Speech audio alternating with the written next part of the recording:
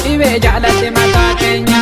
Otoo yaada matoo gara salaalee teenya warra maaltu dhibee jaalate mataa keenya. Otoo yaada matoo gara salaalee teenya warra maaltu dhibee jaalate mataa keenya. Otoo yaada matoo gara salaalee teenya warra maaltu dhibee jaalate mataa keenya.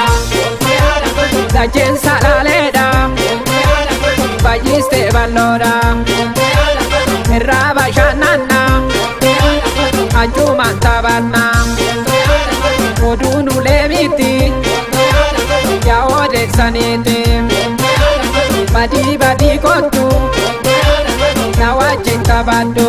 Kottu yaada matoo gara salaalee teenya warra maaltu dhibee jaalate mataa keenya. Kottu yaada matoo gara salaalee teenya warra maaltu dhibee jaalate mataa keenya.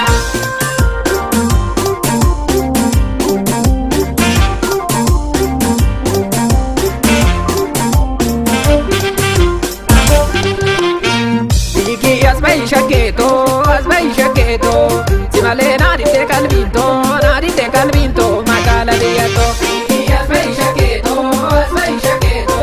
simale naadite kalbinto magala deyato. Asbai shaketo bukka salal jala walitte borkete abdun falafitte ballo magala to wajjin nu bultiti.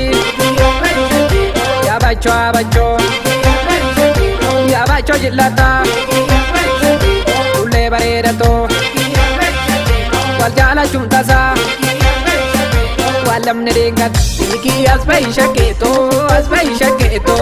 simalee naadite kalbiinto magaala deeyyato. Hiikii asbai shakeeto simalee naadite kalbiinto magaala deeyyato. Yemmeenoota jabbi salala goota qalbii yaama ishee takarre anakkatee nagarre yaama ishee takarre anakkatee nagarre.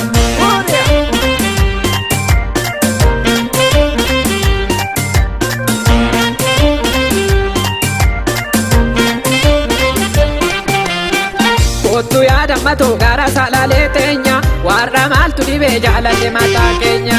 Kottu yaada matoo gara salaalee teenya warra maaltu dhibee jaalate mataa keenya. Kottu yaada matoo gara salaalee teenya warra maaltu dhibee jaalate mataa keenya. Kottu yaada matoo gara salaalee teenya warra maaltu dhibee jaalate mataa keenya. Kottu yaada matoo shaggee asabontu yoo finfinnee deemtu. Kotoo kiyyaa qaabii bilbila belbelee yaada qalbuu qabdu sodaa malee ibsi. Anis yaadaan qabu sodaa malee ibsa. Kotoo yaada matoo gara salaalee teenya warra maaltu dhibee jaalate mataa keenya. Kotoo yaada matoo gara salaalee teenya warra maaltu dhibee jaalate mataa keenya.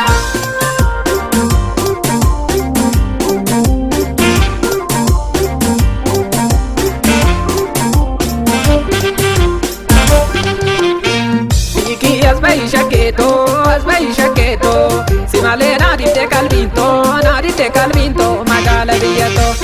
Asbai shaketo simale naadite kalbinto magala deeyyato. Asbai shaketo burka salal jala walitte borkete abdun falafidde ballo magala to wajjin nu bulchiti. Yabacho